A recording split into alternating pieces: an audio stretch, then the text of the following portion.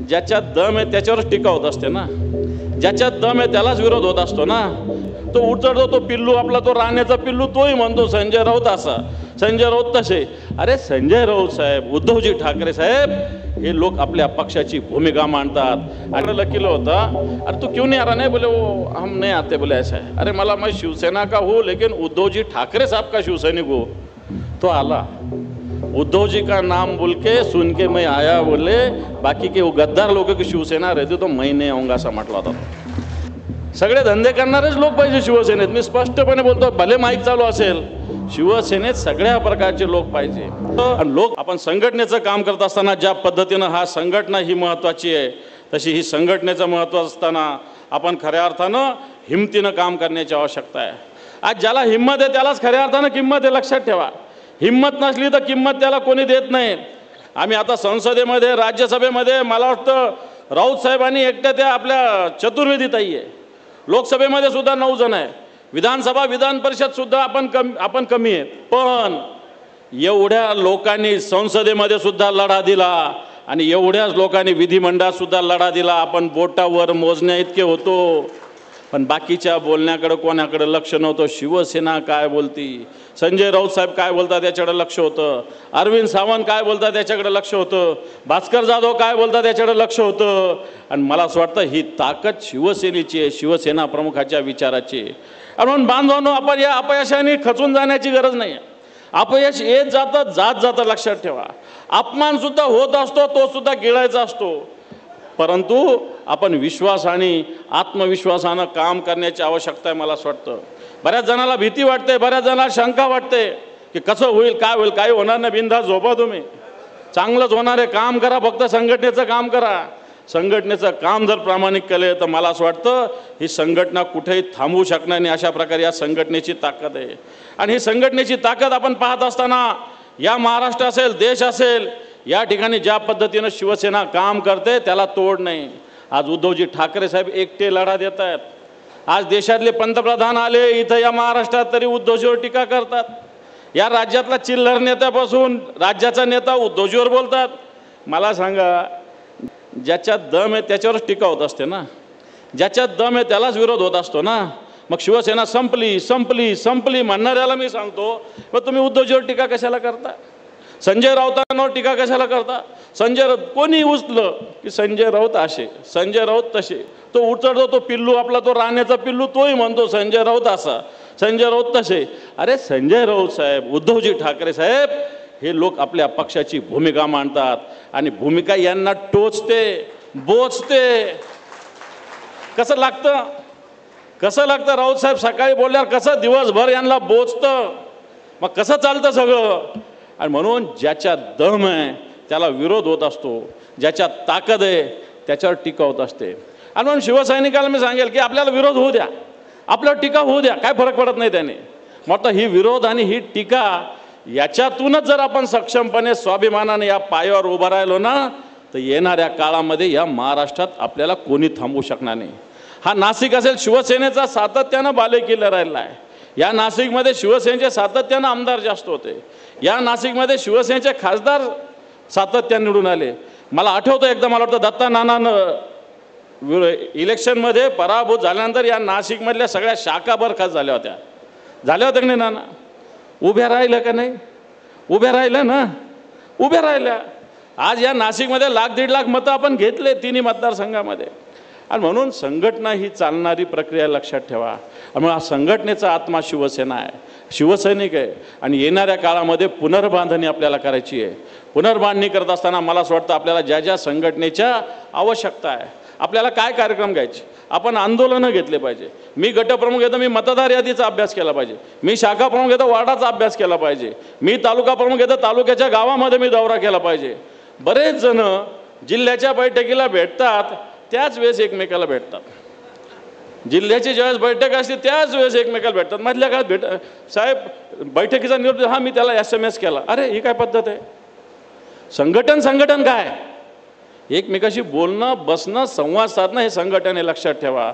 बऱ्याच जणांना सांगितलं ती बैठक आहे, तालुक्याची निरोप दिले का? हो मी सगळ्यांना मेसेज केले। ही काय पद्धत आहे?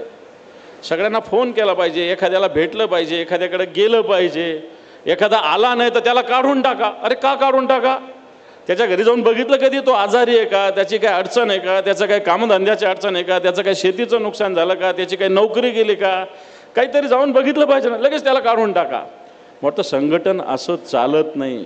संघटन आपला शिवसेनेचं संघटन परिवार आहे, लक्षात ठेवा.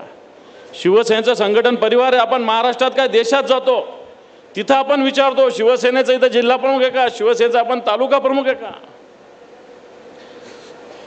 मी मागच्या शिबिरामध्ये एक आठवण सांगितली होती, राऊतसाहेब आपण पण होते, की झारखंडमध्ये आमच्या संभाजीनगरच्या 25-30 महिला गेल्या होत्या. एक जैन तीर्थंकराचं स्थान आहे तिथं, सम्यक शिखर नावाचं. 30-40 महिला एका बसमध्ये गेल्या आणि ते शिखर ते यायच्या 30-40 किलोमीटर आधी, 40-50 किलोमीटर आधी त्यांची बस खराब झाली. वेळ संध्याकाळचा होता, आदिवासी लोक होते सगळे तिथं त्या भागातले.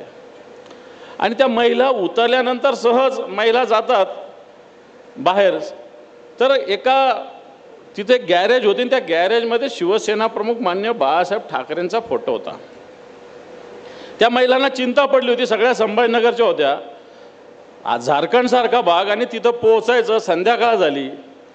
मला तिथून त्याच्यातल्या एक ओळखीची महिला होती, तिनं मला फोन केला की दादा म्हणे अशा पद्धतीनं इथं आमची गाडी खराब झालेली आहे, आम्ही 30-40 महिला आहोत, आम्हाला त्या सम्यक शिखरला जायचं आहे आणि आता आमच्याजवळ काही पर्याय नाही, रात्री आम्ही इथं एकटं राहू शकत नाही, काही करता येईल का. इथं एक माणसाच्या दुकानामध्ये गॅरेजमध्ये शिवसेना प्रमुखाचा फोटो आहे. मी म्हटलं दे त्याला फोटो. त्याला फोन दिला, मी त्याला जय झारखंड म्हणलं, तो मला जय महाराष्ट्र म्हटला. मी त्याला विचारलं तुम शिवसैनिक हो का? बोले हाँ मैं शिवसेना का जिला प्रमुख हो. बोला तुम ये हमारे बहनें सब इनको मदद कर सकते? बोले हाँ कर सकता हो. बोले सिर्फ इनकी गाड़ी को दुरुस्त करने के लिए एक मैकेनिक बुलाओ और गाड़ी वहाँ तक पहुँचा दो. त्यांनी अर्ध्या तासात तिथं दुसरी बस बोलवली, या सगळ्या महिलांना बसवलं आणि त्या सम्यक शिखरला 1 तासामध्ये पोहोचून दिलं. दुसरी बस बोलवून कुठं? झारखंडमध्ये. म्हणजे शिवसेना कुठे लक्षात ठेवा, शिवसेना प्रमुखाचं नाव कुठे लक्षात ठेवा. हे आपल्याला माहिती नसतं, हे आपल्याला माहिती नसतं या सगळ्या गोष्टी. ठिकठिकाणी शिवसेनेचं आज बऱ्याच ठिकाणी, मी मागच्या 2 महिन्यापूर्वी श्रीनगरला गेलो होतो, एक ड्रायव्हर येणार होता पहलगामचा, तर त्यांनी शिवसेनेचा माणूस येणार म्हणून यायचं नाही असं सांगितलं. मग त्याला मी त्याचा नंबर माझ्याकडे लकीला होता. अरे तू क्यों नहीं आ रहा? नहीं बोले वो हम नहीं आते, बोले ऐसा है. अरे मला मैं शिवसेना का हूँ लेकिन उद्धव जी ठाकरे साहब का शिवसैनिक हो. तो आला, उद्धव जी का नाम बोल के सुन के मैं आया, बोले बाकी के वो गद्दार लोगों की शिवसेना रहती तो मैं नहीं आऊँगा असं म्हटलं होता तो. म्हणजे ही शिवसेना सगळीकडे आहे. आणि मग ती शिवसेना सगळीकडे असताना आपल्याकडची शिवसेना कशी मजबूत होईल याचा विचार आपण करण्याची आवश्यकता आहे. विचार करण्यात वेळ घालवायची गरज नाही आहे, क्रिया करण्याची आवश्यकता आहे. आणि मला वाटतं ही संघटना मजबूत व्हायला अवघड काम राहणार नाही. या येणाऱ्या काळातल्या निवडणुका आपण 100% जिंकू. पुरुष असेल, महिला असेल, युवा सेना असेल, ताकदीनं उभा राहू. आणि मला वाटतं ही ताकद येणाऱ्या काळामध्ये उद्धवजींचे हात मजबूत करते. आपण उद्धवजींचा कधी विचार केला का की ज्या उद्धवजीनं वेगवेगळ्या लोकांना असं पदावर बसवलं, वेगवेगळे जागा दिल्या, कोणाला मंत्री केलं, कोणाला मुख्यमंत्री केलं, कोणाला काय केलं, हे लोक त्यांच्या विरुद्ध ओरडतात.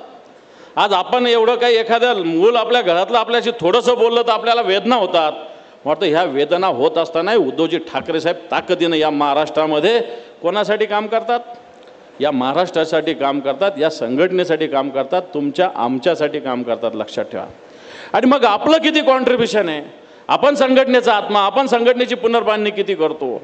आपण आता सुधाकर बडगुजर बोलता बोलता बोलत होते की कशा पद्धतीनं हमें तो अपनोने ये किया है, असं होतं बऱ्याच वेळेस. पण माझं म्हणणं आहे की एकाने 2 शाखा निर्माण केल्या तर त्या 2 रद्द कशा होतील त्या पाहू नये, दुसऱ्यांनी 4 केल्या पाहिजे.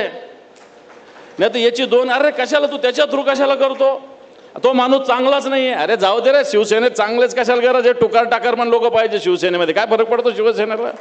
पाहिजेच लोक शिवसेनेत. काय सगळे सज्जन लोक थोडी पाहिजे? सज्जन लोक पाहिजे थोडे बहुत, पण सज्जन लोक जास्त काम नाही करू शकत, त्याला चांगले सगळे धंदे करणारेच लोक पाहिजे शिवसेनेत. मी स्पष्टपणे बोलतो, भले माईक चालू असेल, शिवसेनेत सगळ्या प्रकारचे लोक पाहिजे. आणि लोक पाहिजे असताना मला असं वाटतं सकारात्मकतेनं काम करण्याची आवश्यकता आहे. यांनी 2 शाखा केली तर मी 4 शाखा केले, मी 4 शाखा केले तर यांनी 10 शाखा केल्या पाहिजे. परंतु याची शाखा कशी रद्द होईल असा प्रयत्न आपण करता कामा नये. आपण सगळे ताकदवान, या नाशिक जिल्ह्याचे समोरचे लोक बघितले ना ही लाईन, ते एकाचड एक लोक आहेत. दत्ता नाना असेल, गीते साहेब असेल, बडगुजर साहेब असेल, विनायक पांडे तिथं बसलेले, एकाचड एक ताकदवान लोक आहे. नाना इथं बसलेले आहेत, हे सगळे ताकदवान लोक आहेत. यांनी खऱ्या अर्थाने या नाशिक जिल्ह्याचा, शिवसेनेचा इतिहास लिहिणारे लोक आहे. लिहिलेला यांनी इतिहास, यांनी स्वाभिमान नाशिकचा जागृत केला आहे. नाही तर सत्ता किती मोठ्या मोठ्या लोकांच्या हातात होती, आज या सामान्य लोकांच्या हातात सत्ता शिवसेनेमुळे आलेली, लक्षात ठेवा. हिरे साहेबांनी सांगितलं त्यांच्या मोठ्या शिक्षण संस्था, सगळं मोठं आहे. पण त्यावेळेस हे साधे साधे शिवसैनिक असताना मला असं वाटतं लढलेले मोठे मोठे साखर सम्राट, शिक्षण सम्राट यांच्याविरुद्ध लढा या सामान्य माणसांनी दिलेला आहे. हा लढा शिवसेना प्रमुखाच्या विचारांनी दिलेला आहे. आणि मला असं वाटतं सामान्य माणसाच्या बाजूनं जनता कधी उभा राहत असते.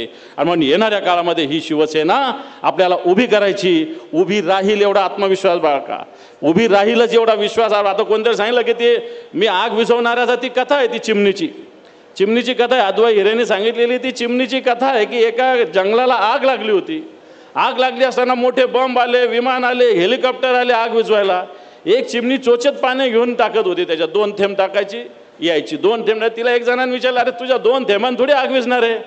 ती म्हणे विझेल नाही तर न विझेल, पण ज्यावेळेस आग विझवायचा इतिहास निर्माण लिहिला जाईल तेव्हाच मी आग लावणाऱ्याच्या नव्हे तर आग विझवणाऱ्याच्या यादीत माझं नाव आलं पाहिजे. मग तसं या संघटनेचा निष्ठावंत म्हणून, ठीक आहे माझी ताकद कमी असेल नाही तर जास्त असेल मला माहिती नाही, पण येणाऱ्या काळामध्ये ही संघटना पुन्हा ताकदीनं उभी राहण्याची ज्यावेळेस आपल्याला आता वेळ आलेली आहे त्यावेळेस ती करणाऱ्यामध्ये माझं नाव असलं पाहिजे. अशा पद्धतीने इतिहास आपण निर्माण करा, अशा प्रकारचं आव्हान करतो आणि थांबतो. जय हिंद, जय महाराष्ट्र.